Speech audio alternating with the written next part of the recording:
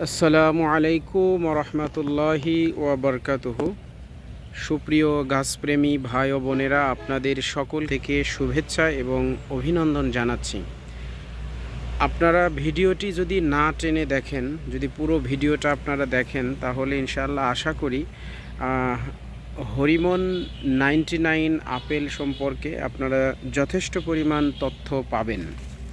আপনারা ভিডিওতে যেগুলো দেখছেন এগুলো হচ্ছে মূলত হরিমন 99 আপেল গাছের কলম চারা। এগুলো প্রত্যেকটাই হচ্ছে কলমের চারা। আমরা শুরুতেই মূলত এই জিনিসটা আপনাদেরকে কনফার্ম করি বা চেষ্টা করি নিশ্চয়তা দেওয়ার জন্য। এই দেখুন, প্রত্যেকটা চারাই হচ্ছে এই যে গ্রাফটিং করা। এই দেখুন, প্রত্যেকটাতেই এই যে এখানে জোড়া।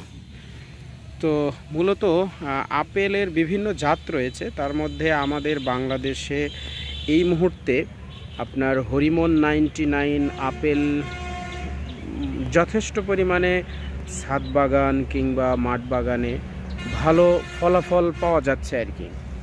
ইতিমধ্যে আমাদের বেশ কিছু কাস্টমার রিভিউ দিয়েছে। তো এই হরিমন 99 আপেলের যে চারাগুলো, এগুলো আমরা যে চারাগুলো দিয়ে থাকি, এগুলো হাইট থাকে আপনার 4 থেকে 5 ফিট সর্বোচ্চ। এই চারাগুলো লাগানোর 1 থেকে 2 বছরের মধ্যেই, এটা অনেকটা যত্নের উপরে নির্ভর করে, গাছে আপেল চলে আসবে। আর এটা লাগানোর প্রসেসটা হচ্ছে আপনারা জৈব সার দিয়ে লাগাবেন, জৈব সার দিবেন, এরপরে কিছু বালু দিবেন, রাসায়নিক সার আপনারা কিছু দিতেই পারেন, এবং আপনারা হচ্ছে যেটা করবেন শিংকুচি, হাড়ের গুঁড়া এইগুলো আপনারা দিবেন। তবে অবশ্যই আপনারা জৈব সারটা বেশি ব্যবহার করার চেষ্টা করবেন, কারণ জৈব সারটা গাছের জন্য অনেক উপকারী। তো এই দেখুন, আপনারা দেখতে পাচ্ছেন।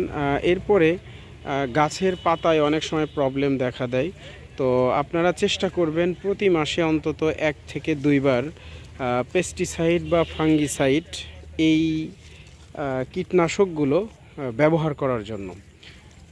কারণ হচ্ছে এটা যদি আপনি ব্যবহার করেন তাহলে পাতার কালার ভালো থাকবে বা রং ভালো থাকবে, পাতায় রোগ ব্যাধি কম হবে।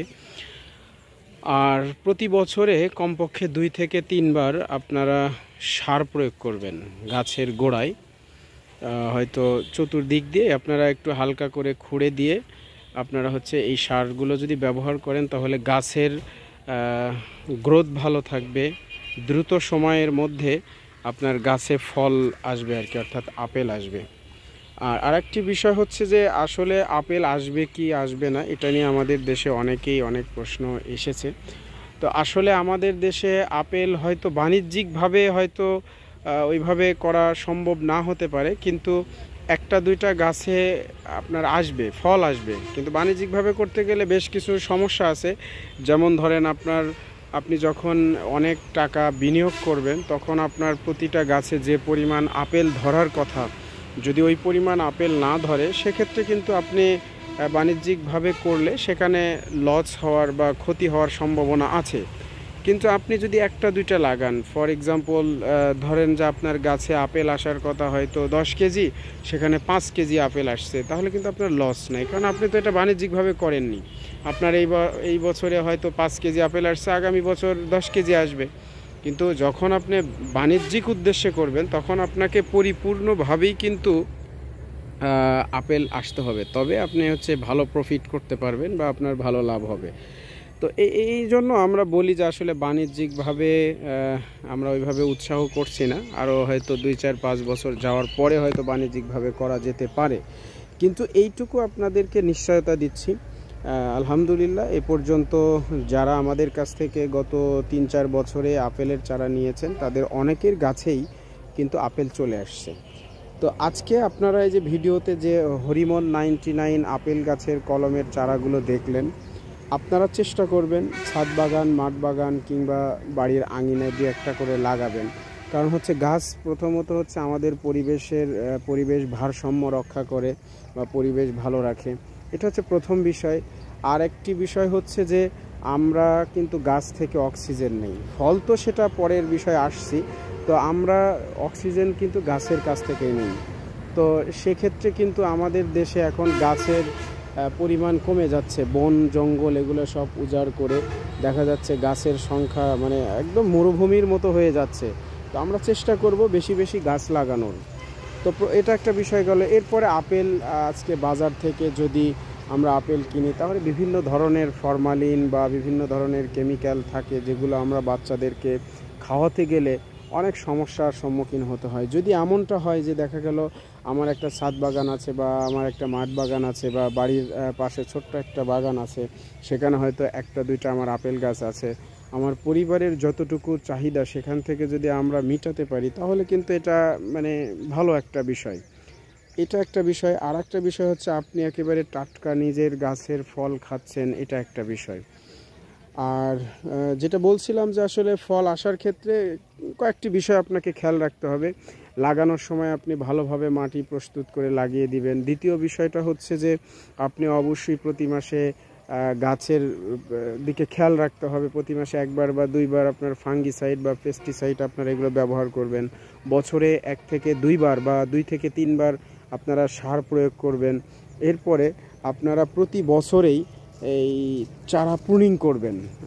একটা গুরুত্বপূর্ণ তথ্য আপনাদেরকে দেই, আপেল গাছ কিন্তু বহির্বিশ্বে দেখবেন এই আপেল গাছের হাইট খুব বেশি হয় না। এটার কারণ হচ্ছে, আমি এই যে একটা গাছ দেখাচ্ছি আপনাকে, এই যে যেমন মনে করুন যে এই জায়গাটাতে আপনি যখন এখানে কেটে দিবেন, তখন এই শাখাটাতে কেটে দেওয়ার পরে আপনি এখানে একটু কিছু ফাঙ্গিসাইড বা পেস্টিসাইড লাগিয়ে দিলে এইখান থেকে আরও বিভিন্ন ধরনের শাখা প্রশাখা বের হবে। নেক্সট বছরে গিয়ে আপনি আবার ফের এখান থেকে যে 2-3টা হলো, সেখান থেকে আপনি আবার ফের এগুলো লাগিয়ে মানে কেটে দিবেন, অর্থাৎ প্রুনিং করবেন। এইভাবে দেখা যাবে যে একটা আপেল গাছ অনেক মানে ঝাঁকড়ানো হয়ে যাবে, অনেক শাখা প্রশাখা হবে, প্রচুর পরিমাণে হচ্ছে আপনার আপেল ধরবে। এটা হচ্ছে মূল বিষয়। যে কোনো ধরনের গাছ আপনি যদি প্রুনিং না করেন তাহলে কিন্তু আপনার গাছে কিন্তু কাঙ্ক্ষিত ফল পাবেন না, কারণ আপনার গাছের যত শাখা বেশি থাকবে আপনার গাছের ফলের সংখ্যা তত বেশি থাকবে। তো এতক্ষণ যারা আমাদের এই আজকের ভিডিওটি দেখলেন দেশ এবং দেশের বাইরে থেকে, আপনাদের সকলকেই ধন্যবাদ জানাচ্ছি। সেই সাথে আমাদের আরও অন্য কোনো ফলের ভিডিও দেখার আমন্ত্রণ জানাচ্ছি। এবং পরিশেষে আমি বলবো, আপনারা যারা আমাদের কাছ থেকে হরিমন 99 আপেল গাছের কলমের চারা নিতে ইচ্ছুক বা আগ্রহী, আমাদের স্ক্রিনে দেওয়া যে নাম্বারগুলো আছে এই নাম্বারগুলোতে যোগাযোগ করলে বাংলাদেশের যে কোনো প্রান্ত থেকে কুরিয়ার সার্ভিসের মাধ্যমে ক্যাশ অন ডেলিভারিতে আপনারা এই চারাগুলো সংগ্রহ করতে পারবেন। তো প্রিয় ভাই ও বোনেরা, আপনাদেরকে আবারও ধন্যবাদ জানিয়ে আজকের মতো এখানেই শেষ করছি। আসসালামু আলাইকুম ওয়া রাহমাতুল্লাহি ওয়া বারাকাতুহু।